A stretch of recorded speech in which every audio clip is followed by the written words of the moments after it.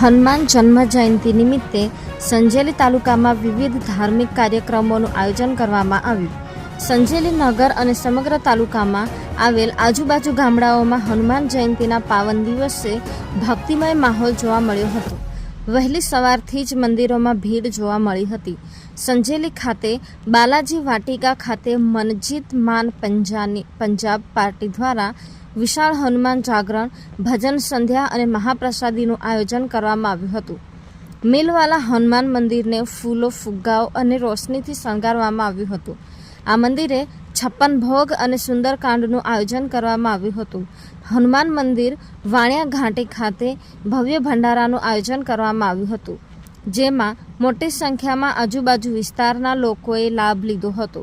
આમ સંજેલી તાલુકાના તેમજ અન્ય મંદિરોમાં હનુમાન દાદાની જન્મોત્સવના વિવિધ કાર્યક્રમોનું ભવ્ય આયોજન કરવામાં આવ્યું હતું.